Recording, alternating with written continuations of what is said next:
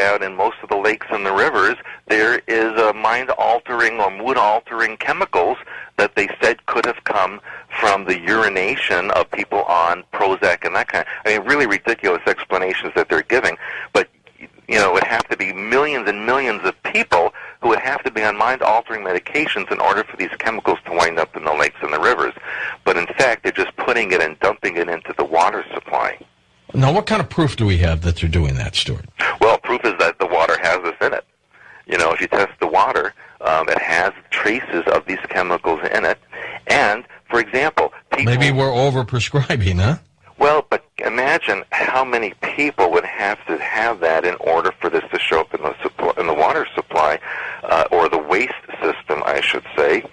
But also look at, for example, diet soda. One of the main ingredients is aspartame. And remember, that causes brain seizures. Pilots are not allowed to drink that, but the passengers in the back are allowed to get it. You know, because the government knows that they are putting chemicals in the food and drink that can alter the way your mind works. The genetic engineering, the UN releasing mosquitoes that forcibly inoculate us, Bill Gates making jokes about killing grandma to create 10 jobs, the reduction in fertility, the autism exploding, this culture of death. I want David Icke to tell us now, you know, whatever these psychopaths are, they might as well be blood-drinking whatevers. I mean, they're psycho demons, whatever they are, who don't have empathy and who don't have a soul and who are my eternal enemy. What is their end game? You say they're running out of time, but if they had their way, what are we facing? What's coming up, this great challenge? What do they want to set up in this world? Because no doubt the awakening's happening. They're coming in both feet down, trying to keep us down. David Icke, what are we about to see? What is their end game, and how does the battle end? How does it unravel? I mean, you know, sum it up.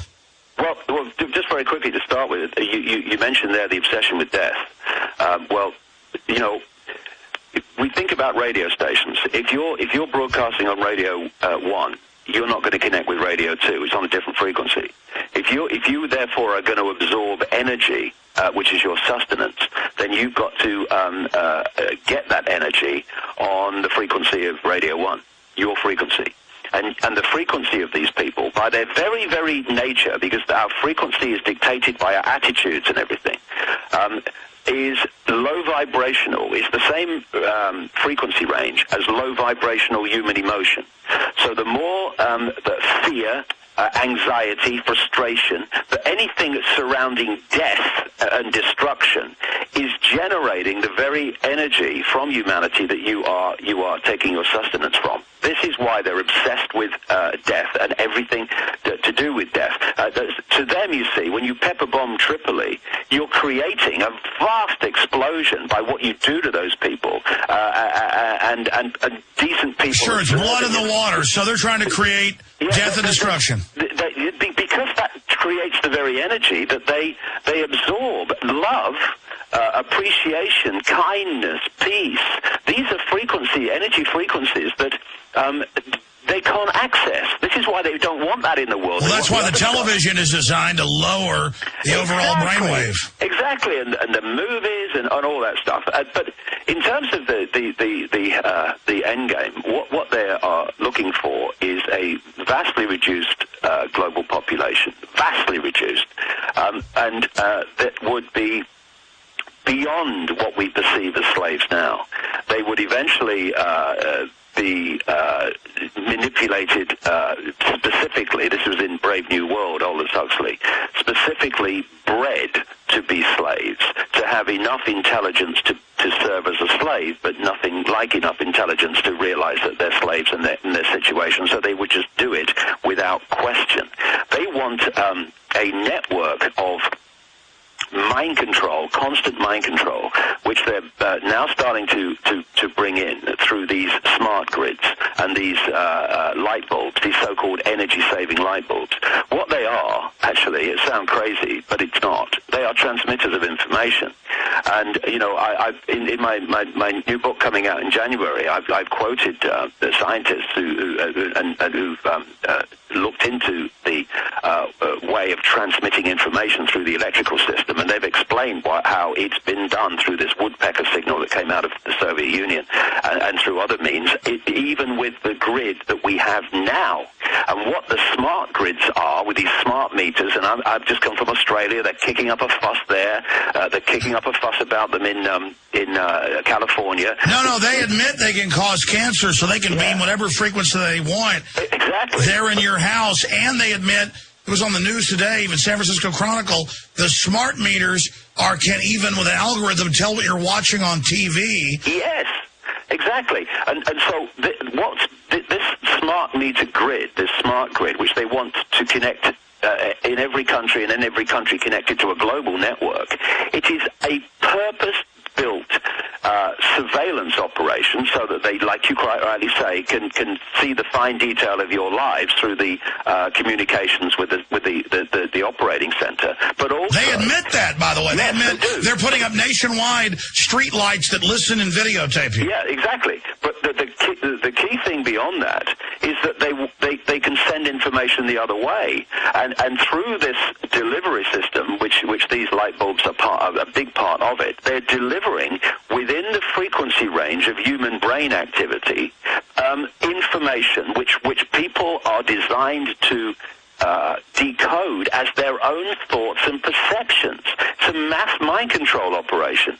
And so, there's so many elements to it, but what they want is this, the population, human population, that comes into this world through not even procreation, as Brave New World talked about eventually, but through, laboratory means.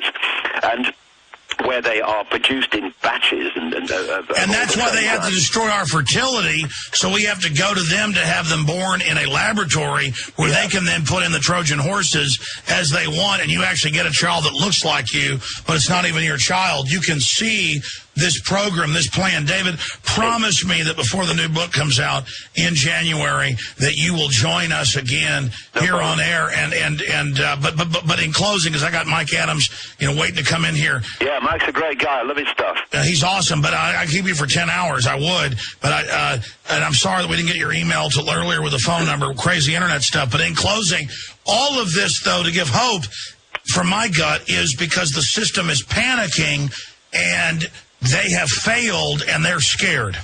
Well, this is the key point. You see, I make the very strong difference between what I call consciousness, which is the infinite, eternal self, and what I call mind-body, which is the interface. It's like a computer. It's like people say I'm going on the internet, but we don't go on the internet. The computer does, and we So even if they program us, our soul still knows. Yeah. What I'm saying, what I'm going quickly with this. I know you're running out of time, but it's an important point.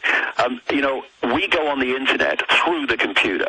Now, what if the computer started becoming detached from us sitting at the keyboard, and we were smacking the mouse and smacking the keyboard and nothing was happening, and now the computer is deciding where it's going on the internet and what he thinks of it? That is the dynamic of the human condition.